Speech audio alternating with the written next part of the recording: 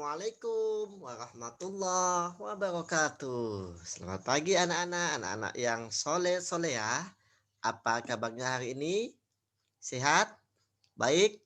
Alhamdulillah. Semoga kita senantiasa diberi kesehatan oleh Allah Subhanahu wa taala dan anak-anakku tetap selalu semangat dalam menuntut ilmu. Anak-anak yang hebat-hebat, yang soleh-solehah. Bertemu kembali kita dalam pembelajaran Pendidikan Agama Islam dan Budi Pekerti kelas 6, pembelajaran ke-7, menerima qada dan qadar. Hikmah beriman kepada qada dan qadar. Baiklah, pada kesempatan hari ini kita akan membahas tentang hikmah beriman kepada qada dan qadar. Marilah kita bersama-sama berdoa sebelum melaksanakan pembelajaran ini ya. Dan anak-anakku, silakan kita membaca doa belajar. Bismillahirrahmanirrahim. Rabbi zidni ilma warzuqni fahma. Ya Allah, tambahkanlah daku ilmu dan karuniakanlah daku kefahaman. Amin ya rabbal alamin. Baiklah, kita akan membahas tentang hikmah beriman kepada qada. Jadi, minggu yang lalu kita sudah membahas ya, qada adalah ketentuan atau ketetapan Allah Subhanahu wa taala kepada makhluknya yang tidak dapat diubah. Ya. Jadi, seseorang yang beriman kepada qada akan bersikap dan berperilaku antara lain sebagai berikut. Yang pertama, dengan kita beriman kepada qada, maka kita akan selalu bersikap dan berperilaku datang ke sekolah atau kegiatan lainnya selalu tepat waktu, tidak terlambat. Jadi anak-anak yang soleh-soleha, jadi apabila kita ada kegiatan maupun datang ke sekolah harus tepat waktu.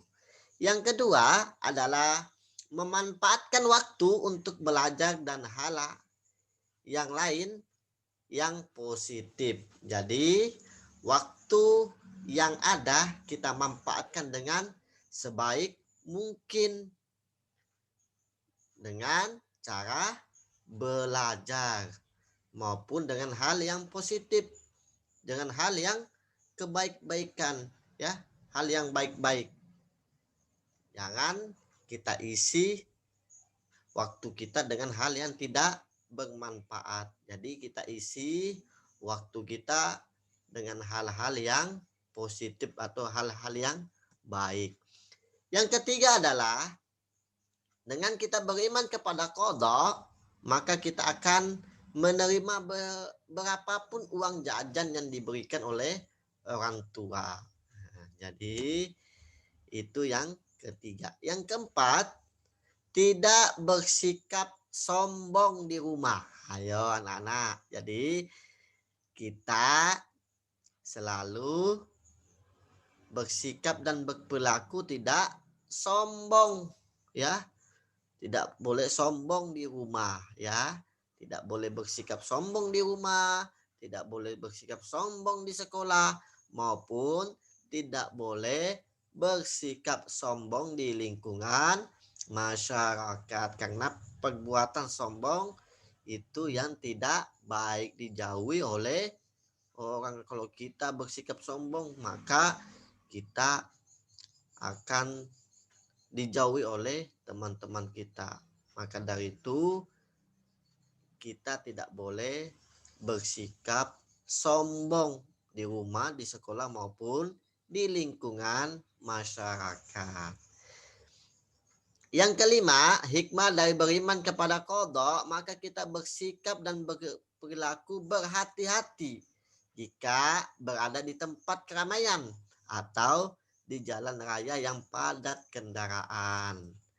Yang keenam, bertanggung jawab atas tugas yang diberikan kepadanya. Selalu amanah, selalu bertanggung jawab segala tugas yang diberikan kepadanya.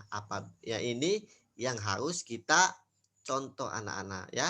Apabila kita dikasih amanah, maka kita harus bertanggung jawab atas tugas yang diberikan kepada kita semua. Yang ketujuh adalah santun dan rendah hati dalam bersikap dimanapun ia berada.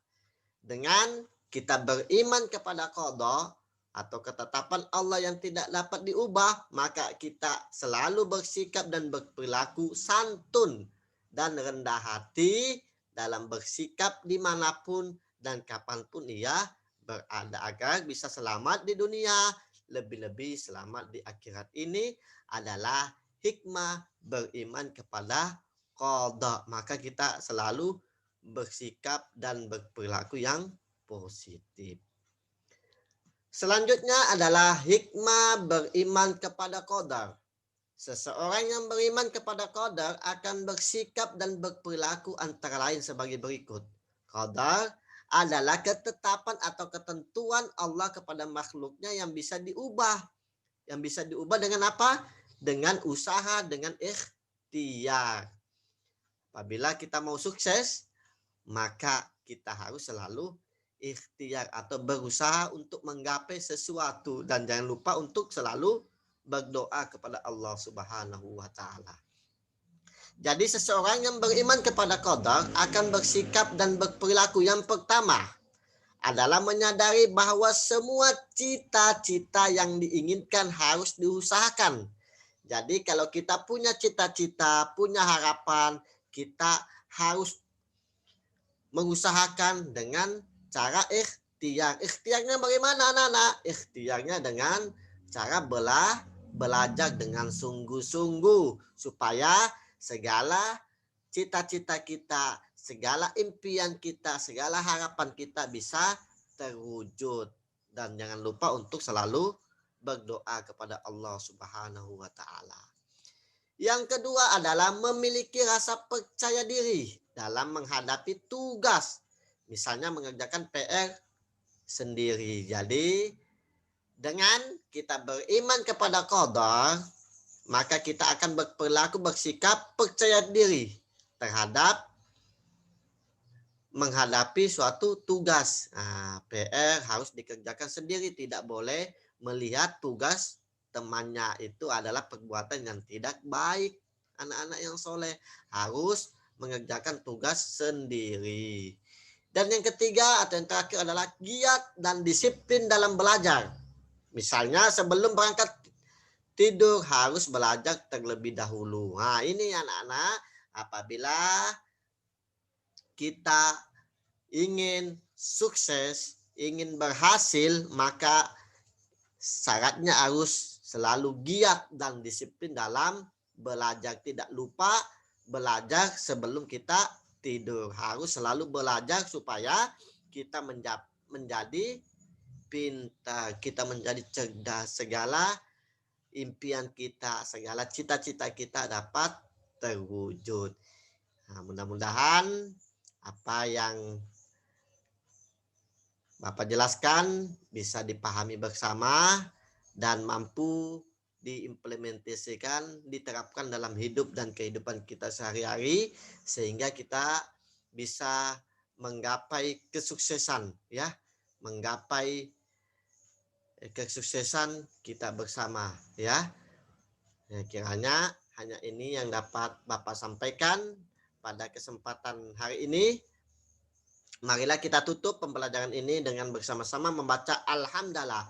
Alhamdulillahirabbil alamin. Sekian dan sampai bertemu kembali, dan Bapak tutup.